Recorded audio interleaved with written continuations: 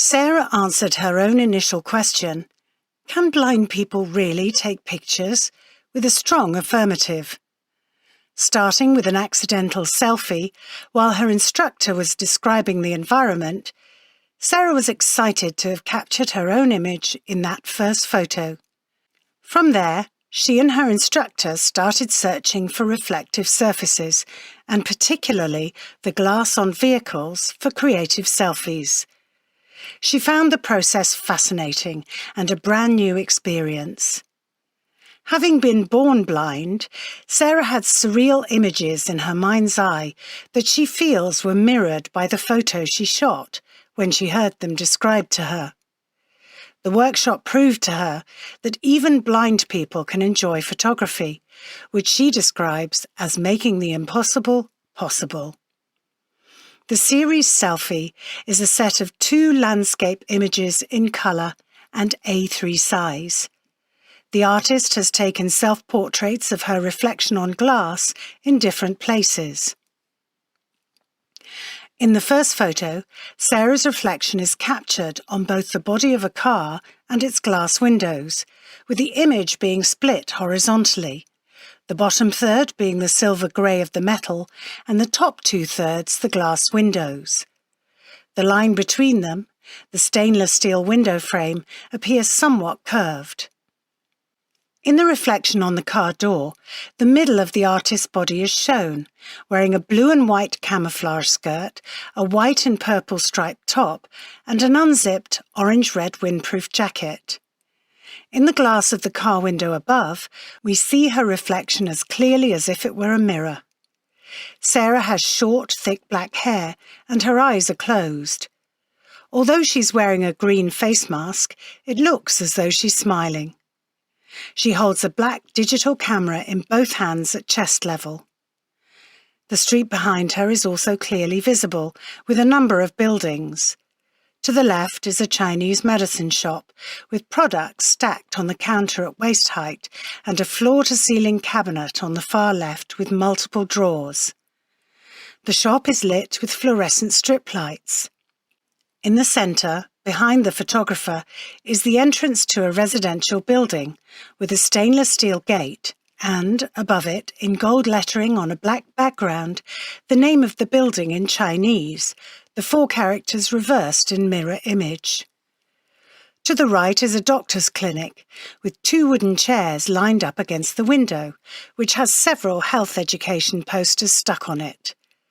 The surgery name, also reversed, is written in black Chinese characters on the glass. In the second image of the series, Sarah's figure from the hips up, almost entirely black, is silhouetted against a multicoloured striped window curtain or blind that is textured like heavy plastic or paper. At the bottom of the photo is a grey-blue metal window frame above a strip of plastered wall. The rest of the photo is the glass window with its curtain and the reflection of the photographer, with a metal railing behind her superimposed on the top. The colours of the curtain contrast with the darkness of the reflected images. Soft, light pastel shades form an uneven rainbow of curved lines with different thicknesses.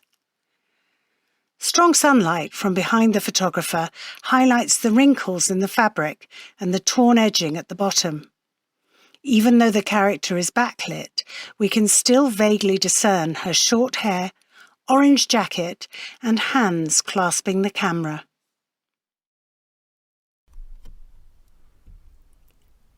Another of Sarah's works is an A4 colour landscape shot called Resting, in which she captures her self-portrait in a large glass shop door, as well as the reflection of the street behind her.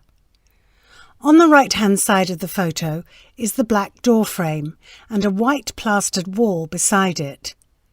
At the top, almost in the centre, is a rectangular sign, vertically oriented, which reads Rest in black Chinese characters and Closed in red English capital letters below.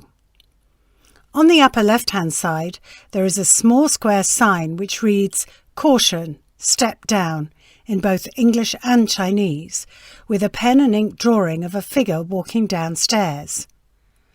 On the other side of the glass are cardboard boxes piled up on the floor of the store, together with coffee tables made of bamboo and wood that have clear bottles of hand sanitizer on them. Sarah is reflected to the right of centre, wearing dark trousers and face mask with a pink top and her orange wind jacket with a bulging black bag slung over her left shoulder. Her expression is not clear in this image, although her short, thick, dark hair is outlined. She clasps the camera to the centre of her chest. The street behind her is clearly on a slope, running downhill from the right of the photo to the left. The wall below the window of the shop opposite is of uneven heights at either end to accommodate the incline, and there are steps up to the door.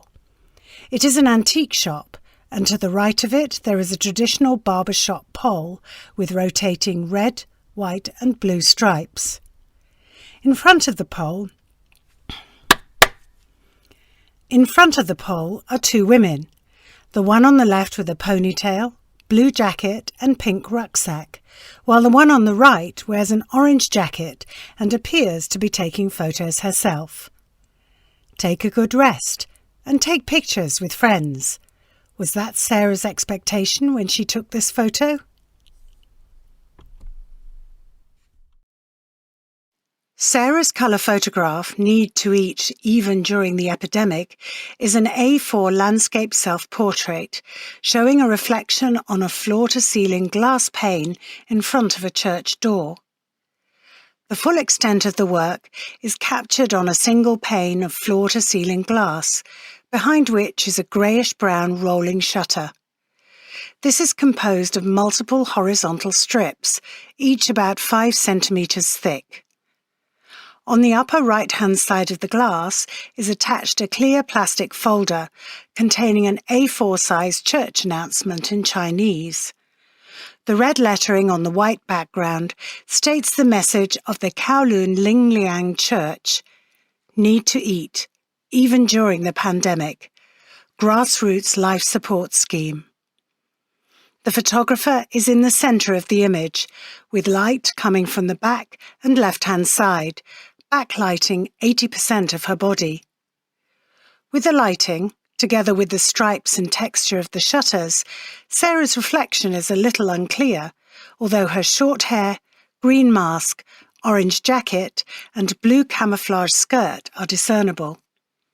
She seems to have a rucksack slung on the front of her body, over which she holds the camera at chest level. The street scene behind her shows medium-height public housing estates, a street, and metal railings with vertical bars. On the left, clothes have been hung on the railing to dry, including a pair of dark pants. To the right is a bright orange and white traffic cone.